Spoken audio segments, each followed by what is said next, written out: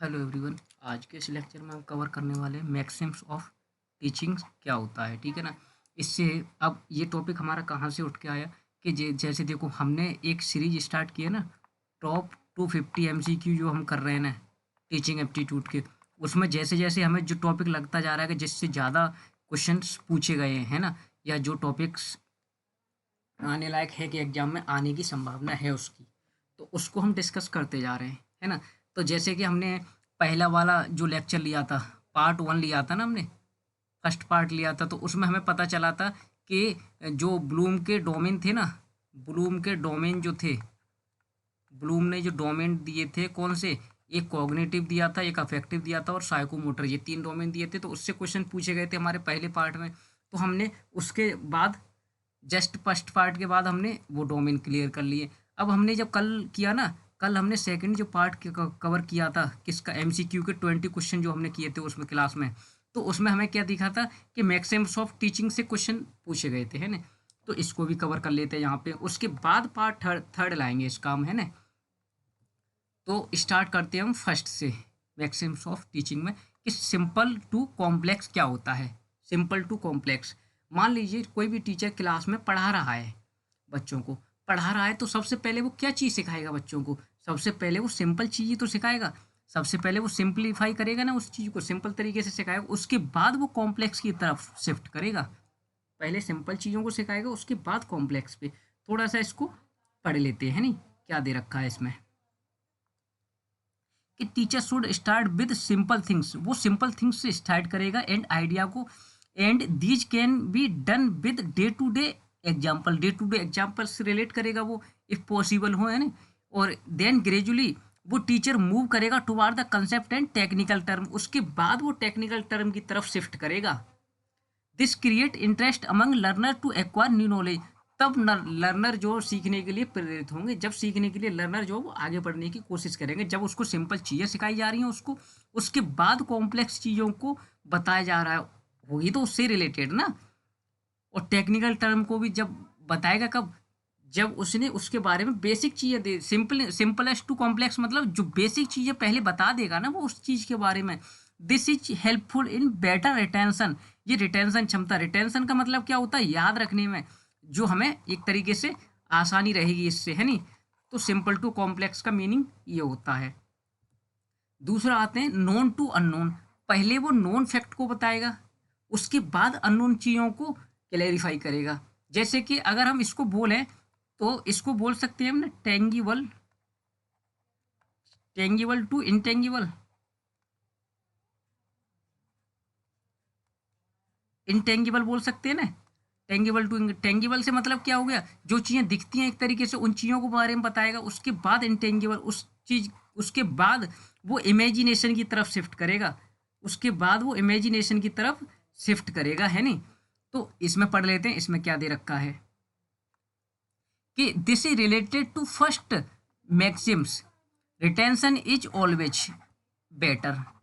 पहले से पहले जो हमने पढ़ा ना अभी कि सिंपलेक्स टू कॉम्प्लेक्स, तो उससे रिलेट करता है ये कि retention is always better, retention क्षमता जो होती है ना हमारी रिटेन करने की, मेमोरी में कोई भी चीज़ को याद रखने की, तो वो हमारी बेटर होती है, ऑलवेज बेटर होती है if new knowledge can be linked with the known once, जब नई नॉलेज हमारी नोन फैक्ट से रिलेट करती है, लिंक होती है, तब हम हमारी रिटेंशन क्षमता बेटर बन जाती है, नई नॉलेज हम तब गेन कर पाते हैं। ठीक है जी, ये हो गया हमारा कौन सा, नोन टू अननोन।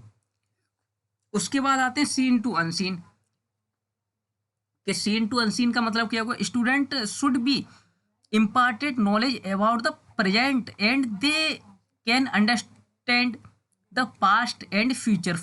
कहने का मतलब क्या हो गया कि पहले उसको क्या चीज़ बताई जाएगी, कुछ, अब मान लीजिए उसको कुछ सिखाया गया, ये एक चीज, एक तरीके से मान लीजिए कोई चीज़ है ना, या हम ये इसी से देख लेते हैं, ये चीज़ है उस, अब सीन टू अनसीन का मतलब क्या हो गया, ये चीज़ दिखा दी क्लासरूम में टीचर ने, तो ये क्या है हमारा सीन, इसके बारे में बता दिया उसने, है नहीं, इसको डिटेल में वेरीफाई कर दिया।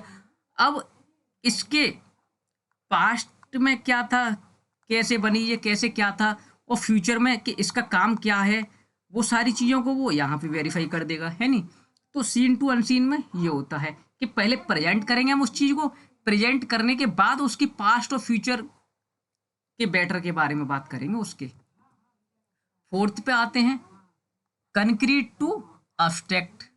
कंक्रीट टू अब्स्ट्रैक्ट का मतलब क्या होगा, mental development of student happened better with concrete object. Concrete object के द्वारा ही जो वो स्टूडेंट की डेवलपमेंट होता है बेटर तरीके से, है ना, अच्छे तरीके से, तभी डेवलपमेंट होगा उसका। They become familiar with and define micro word for them and later stage. ठीक है नी। तो ये हो गया हमारा कंक्रीट टू अब्स्ट्रैक्ट के। कंक्रीट टू अब्स्ट्रैक्ट में मेंटल डेवलपमेंट की बात करेंगे, स्टूडेंट की मेंटल डेवलपमेंट की बात करेंगे, happen better with concrete object के साथ, है ना। तो इसको अगर हम रिलेट करें तो ये मेंटल डेवलपमेंट इसका कीवर्ड याद रखते हैं, है ना। नेक्स्ट करते हैं particular to general. Particular to general में एक चीज़ और बता दूं मैं यहाँ पे कि पर्टिकुलर टू जनरल में एक हमारी जो वो रिसर्च में आता है टॉपिक जिसको हम आगे पढ़ेंगे, इसको हम इंडक्टिव बोलते हैं।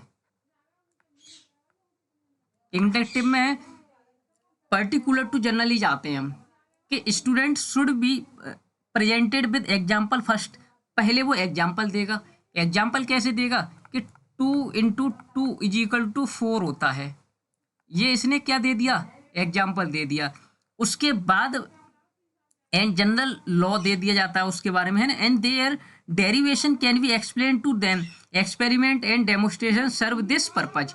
अब उसके बाद उससे बोला कि 2 × 2 नहीं, 2 × 2 × 2 कितना हुआ, या फिर उससे बोल दिया 3 × 3 कितना हुआ, 3 × 3 6 हुआ, ऐसे बता दिया। मान लीजिए कि इन्होंने बोला अगर 2/2 का मल्टीप्लाई करते हैं तो 4 आता है, ऐसे ही अगर 3/3 का मल्टीप्लाई करेंगे तो ऑफिशियली 6 ही आएगा, है ना।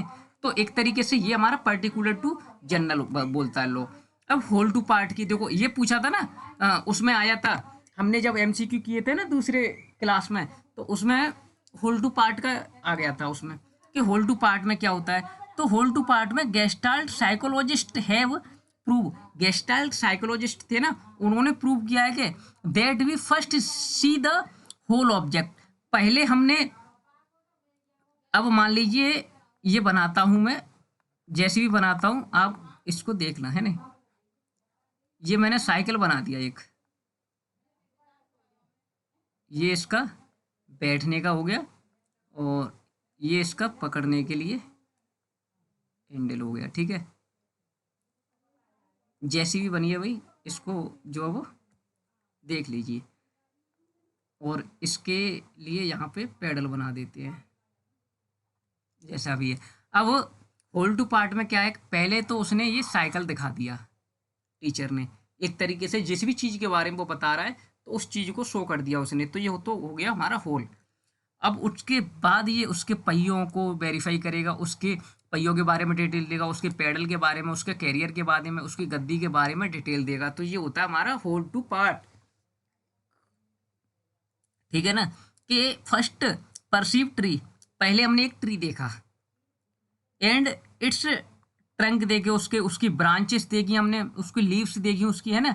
तो वही चीज़ बात आ रही है, पहले हमने एक पेड़ देखा, उसके बाद में हमने ये देखा कि इसकी जो वो इसकी ब्रांचेस किधर किधर जा रही हैं, है नी, इसकी ब्रांचेस किधर किधर जा रही हैं, इसकी लीव्स किधर जा रही हैं, है ना।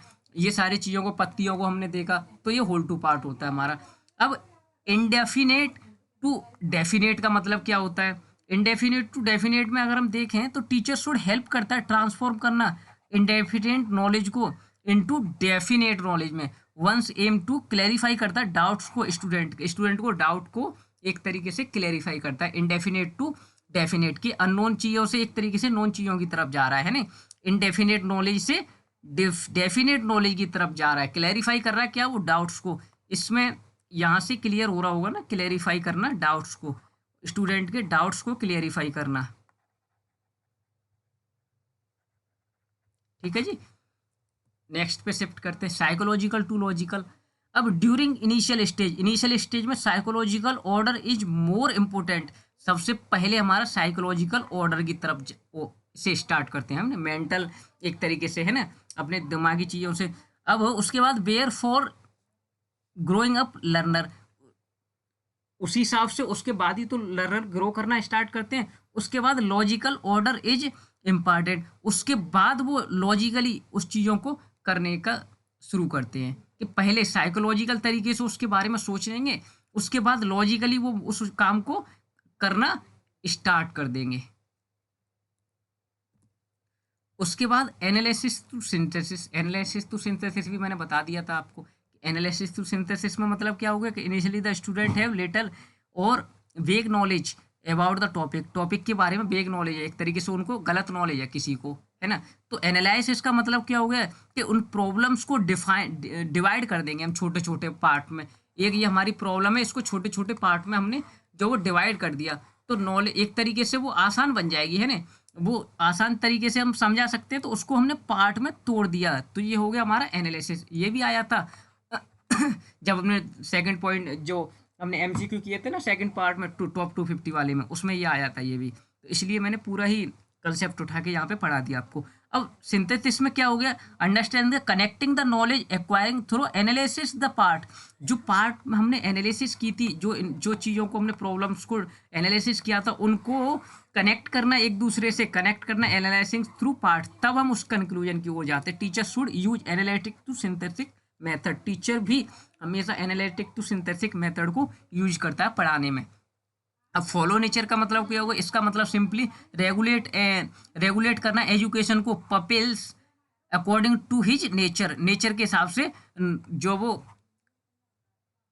उनको रेगुलेट करना और एजुकेशन एक तरीके से प्रोवाइड करना उनको, है ना, स्टूडेंट्स को अकॉर्डिंग टू नेचर।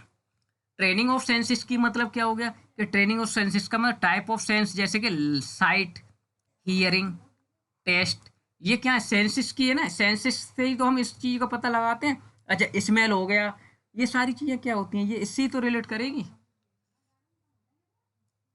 तो स्मेल हो गया हमारा, है ना, टच हो गया, ये हमारे ट्रेनिंग ऑफ सेंसेस होते हैं, इनके बारे में भी जो क्लास में बताया जाता है। द गेटवे ऑफ नॉलेज, ये इनसे भी तो हम नॉलेज प्राप्त करते हैं कि सुनने से, टेस्ट करने से, किसी चीज़ को स्मेल करने से, टच करने से, इनसे भी नॉलेज मिलती है। It is the better if all और maximum of the senses can be applied in teaching, teaching में जब इन सेंसेस को यूज किया जाता है तो टीचिंग एक अच्छी तरीके से, एक अच्छा बेटर जो रेट देती है हमको। Montessori and Froebel are the main proponent थी इस मैक्सिम्स के। तो ये याद रखना ट्रेनिंग ऑफ सेंसेस में, अगर ये सेंसेस जो दे रखे ना, ये किसने दिए थे, मॉन्टेसरी एंड फ्रॉइवेल ने, ये भी याद रख लेना, क्या पता एनटीए का यहाँ से भी पूछ ले, फ्रॉइवेल, ठीक है जी, ये भी याद रख सकते हैं। अब इनकरेजमेंट टू सेल्फ स्टडी देख लेते हैं। ये डॉल्टन सिस्टम पे बेस होता है, जो कि सेल्फ स्टडी की बात करता है। ये इनकरेजमेंट यानी कि इनकरेज करना, स्टूडेंट्स को इनकरेज करना, किसके लिए, सेल्फ स्टडी के लिए इनकरेज करना। तो इसमें तो कुछ बताने का है नहीं, इनकरेज कर रहे हैं सिंपल सा हम स्टूडेंट्स को सेल्फ स्टडी के लिए। तो 12 ही थे ये टीचिंग के मैक्सिम्स, और आपको अच्छे से समझ आए भी होंगे, आशा करता हूँ मैं, है नहीं। तो इसके बाद हम टॉप 50 एमसी की सीरीज को जो कंटिन्यू करते हैं और देखते हैं उसमें क्या कौन सा नया कंसेप्ट दिखता है हमको। उसके बाद हम उस कंसेप्ट को भी जो वीडियो डिटेल में पढ़ाएंगे।